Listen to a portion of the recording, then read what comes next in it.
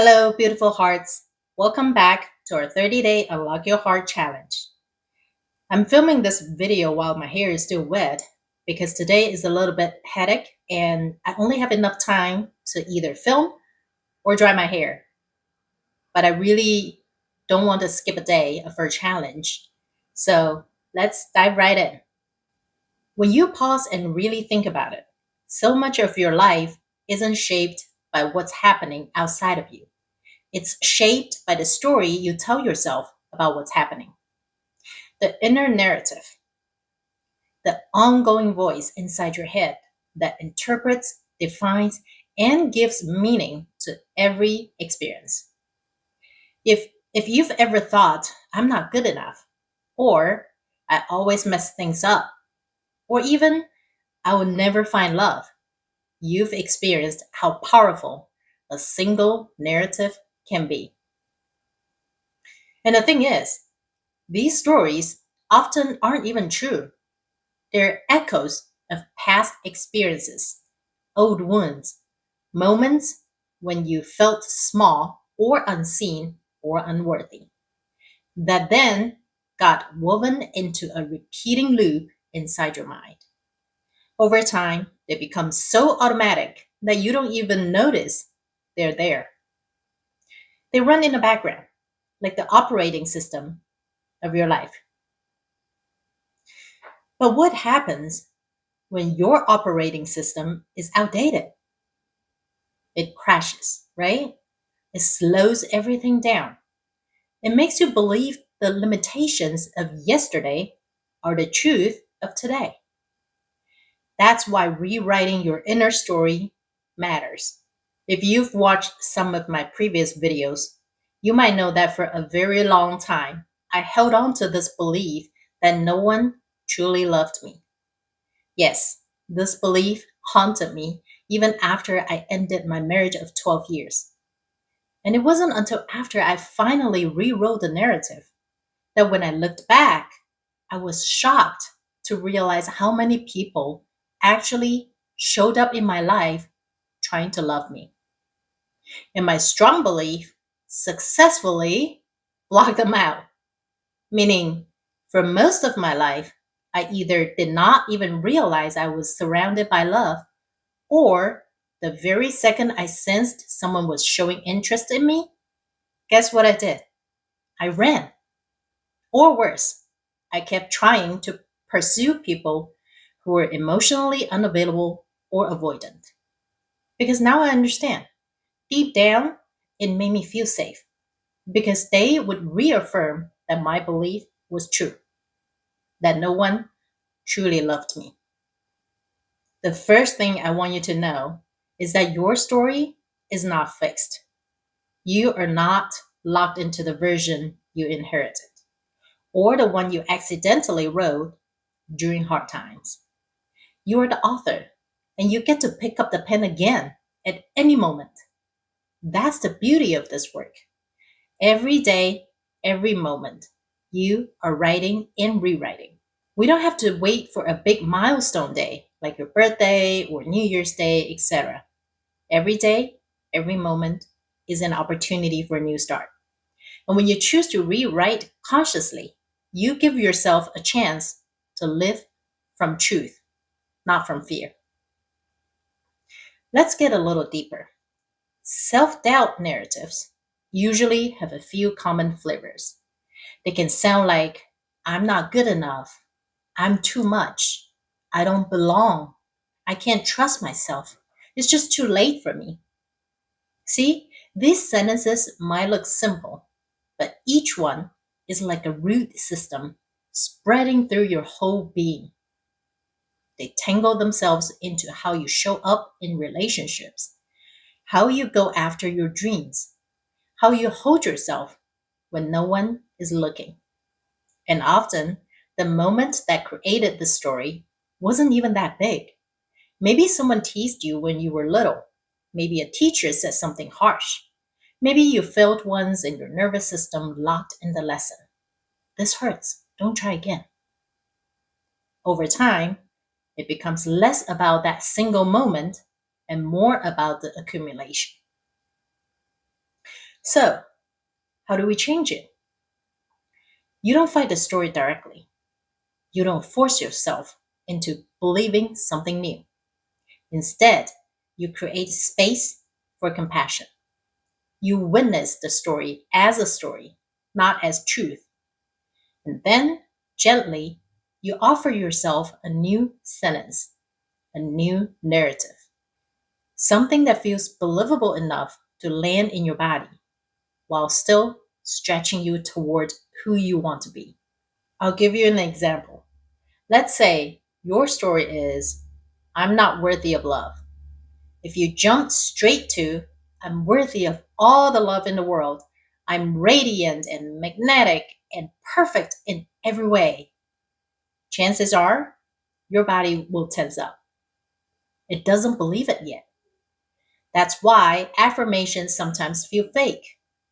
They're too far away from what feels real. Instead, you could start with something like, I'm learning to love myself, or I'm open to the possibility that I am lovable. Do you feel the difference? It's softer, more believable. It plants a seed. If you haven't watched the video from yesterday, I recommend that you go back to it. Because in day night's video, I walked you through a simple but believable daily affirmation practice to help you speak to yourself with kindness. Over time, when you repeat and live into these new sentences, your nervous system adjusts. You stop running the old loop, and your brain literally rewires itself. That's neuroplasticity at work. Every time you choose a new story, you carve a new pathway.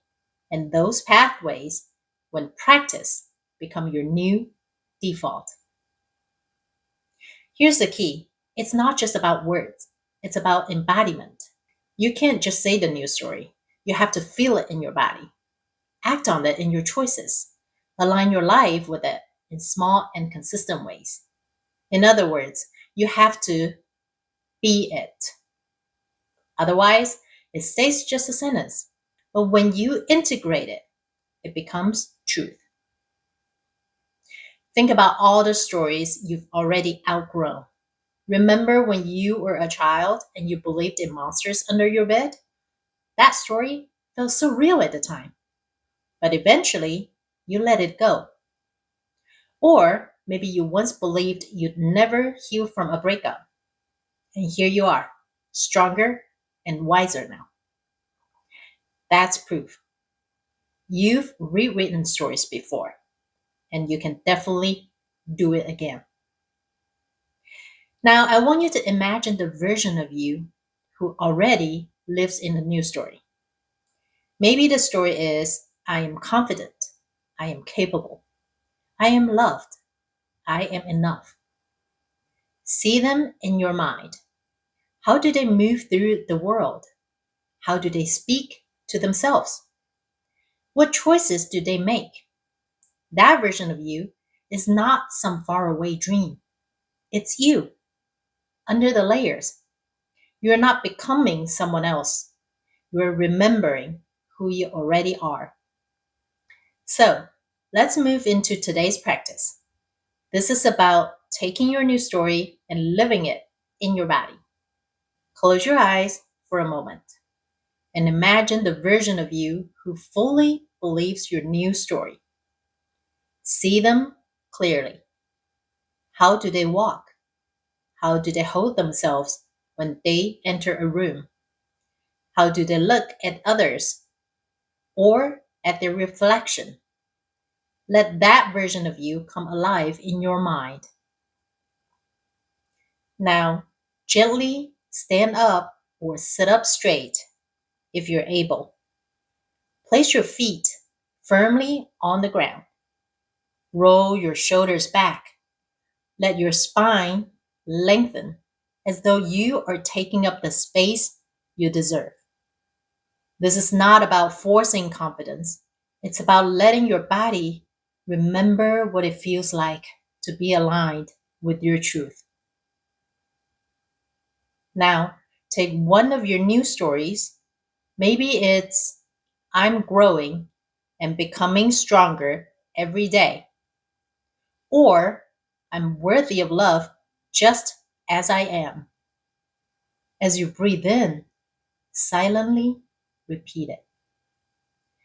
As you breathe out, imagine that truth expanding through your body, into your posture, into your presence, into the way you hold yourself. To embody it further, think of one small action you can take today that your new you would naturally choose. If your story is I belong, maybe you reach out to someone instead of isolating. If your story is I am confident, maybe you wear the shirt that makes you feel powerful.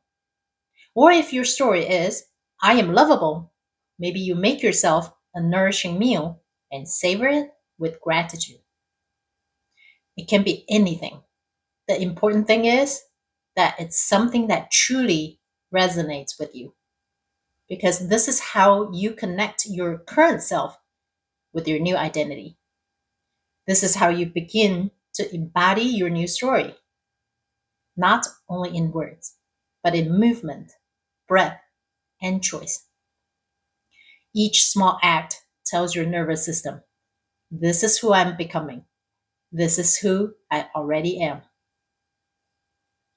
Take one more breath with your hand on your chest. Whisper your new story again, but this time, let it fill your whole body. Let your shoulders, your face, your stance carry that story forward into your day. And here's the thing, rewriting your story isn't just for you. When you choose a new narrative, it ripples out. The way you show up changes. The way you treat others changes. The way you lead, love, and create shifts. You become a walking permission slip for others to rewrite their own stories. That's the transformation we're working toward together. So today, I invite you, pick up the pen, take back the authorship of your life. Let the old narratives rest and choose the ones that make you feel expansive, alive, and true. Because your story matters. And when you change it, you change everything.